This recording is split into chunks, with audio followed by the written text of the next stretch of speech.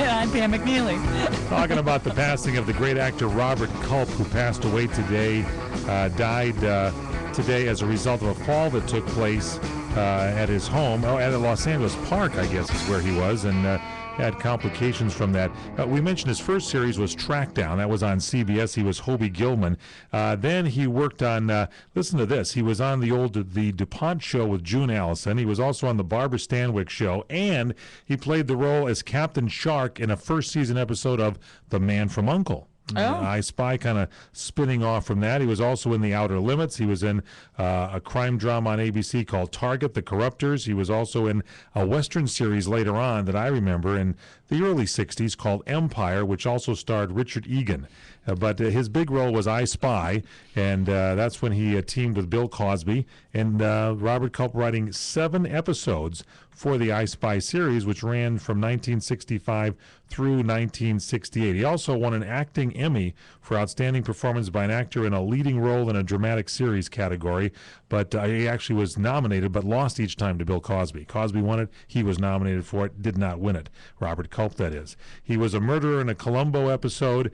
He also was later back in the 80s, back in television, working for the series The Greatest American Hero. He was also a voiceover for a role, a sketch comedy called Robot Chicken.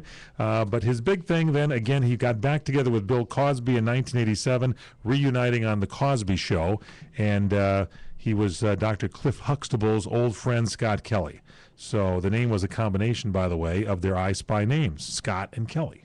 And that's why the name was Scott Kelly. Kind of fun stuff there, and very good. He also was up for the role of J.R. Ewing in Dallas, and lost out to that.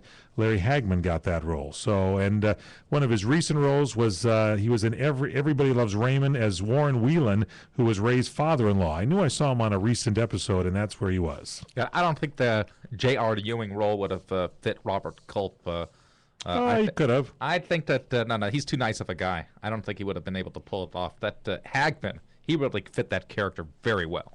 Well, they were going to bring him in when J.R. Ewing, the Larry Hagman character, Larry got into contract negotiations and couldn't. They weren't able to hire him back, so they were going to bring Robert Culp in as to step into the role with the explanation that J.R.'s face had been altered following an accident. Well, you know, they had a lot of things on yeah, that the show shower. Yeah. No, but at the time, he was at. On Dallas, he was the highest paid actor on television and was going for more. So contract negotiations existed back then, and he was by a long shot the highest paid actor. And so they weren't, since it was such an ensemble show, and they had Barbara Bel Geddes, remember, they had a number of people that were costing a couple of dimes. So they're like, okay, you're out of here. We're going to bring in a sub. And then they realized, no, and Who Shot JR, I think, stemmed from all that. This was a rumor, and Robert Culp later said, hey, that was a false rumor. He said that he would have not stepped into that role for Larry Hagman because Robert Culp at the time was working on The Greatest American Hero, and he would not have left his role as Maxwell from that series had it been offered to him to go to the Dallas show. So there you have it. Good stuff over there. Robert Culp, he is going to be missed. One of the true television stars, and sad note that these guys are leaving. Fess Parker gone.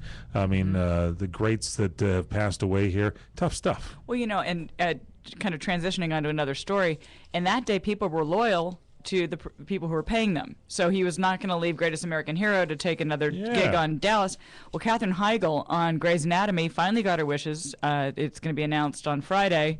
She has been released from her contract on Grey's Anatomy. Good, get rid of her. Well, you know, and she's been moaning and bemoaning this fact for the last year, and finally I think Shonda Rhimes has had enough and realized that the show's been doing really fine in the ratings without her.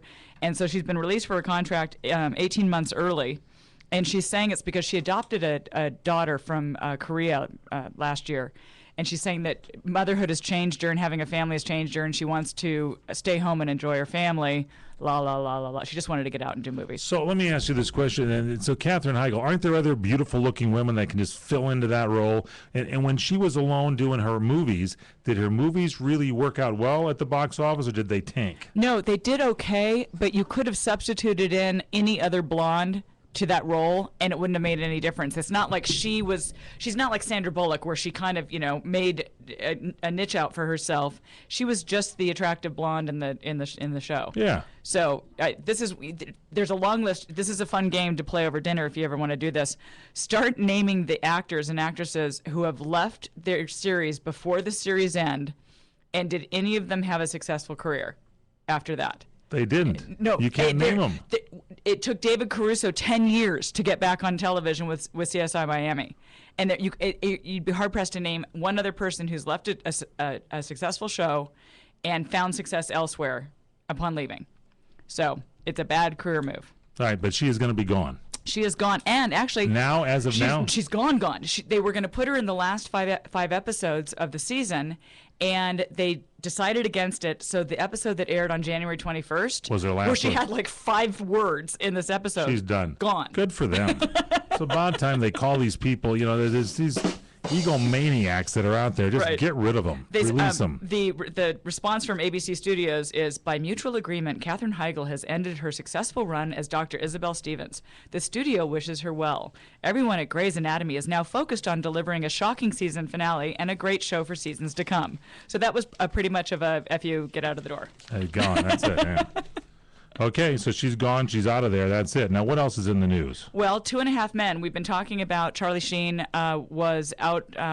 They suspended production of the show so that he could go for preventative treatment. Prehab. Prehab, correct. For alcohol and or drug addiction. And he came back last Tuesday. They started up filming again, but they realized that they're not going to be able to get the season in. So they reduced the order. CBS has reduced the order from 24 episodes to 22, which is really kind of it sounds like that's kind of simple, and it's only 2 less shows in Big Whoop. But in syndication, that's 2 episodes of that show in syndication and that show in primetime on CBS, where they're getting $600,000 an episode, a 30-second spot. Right.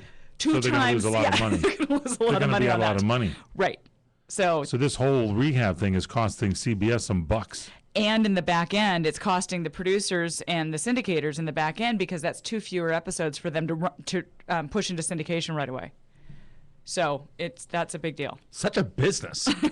So Charlie Sheen has caused some problems there. Now he's losing money when he's not in those episodes as well, right? Doesn't he make like $1 million an episode or something like that? He's 900, 875 or something. 875, something else. I'm for the guys that are going to work, at a moderate rate. Like Mike Tyson is going to be on Animal Planet with his pigeons. He's going to have pigeon racing. They've announced a new reality show. Straight Ahead will tell you about that. Mike Tyson, he's got that tattoo still on his head and everything, doesn't he, Tyson? And they say that you can't tell who's talking, the pigeon going coo coo or Mike Tyson. Not a bad line. Should be a good one there. Animal Planet got Mike Tyson. We'll tell you about that. Donald Trump wants to put America back to work. Also talk to you about that and a whole lot more. Stay with us. It's the PM Show. I'm Michael Horn. That's Paul Stern over there, Pam McNeely. Hi to our new listeners in Southern California on the Spa. Talk from the Spa at 1510 K-Spa. Glad to have you folks tuned in, listening away here in the evenings, and all of you across the country. Great to have you on board as well. Stay with us here on CRN.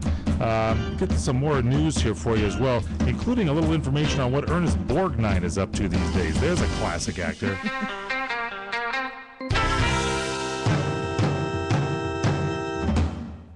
Times are tough. High car repair bills are getting more expensive. Consider the fact that replacing your power steering could cost over $620. A new engine or transmission could set you back well over $3,000. Consumers Choice Auto Care wants to give you a free, no-obligation quote, so these repair bills cost you nothing. With an extended service plan, you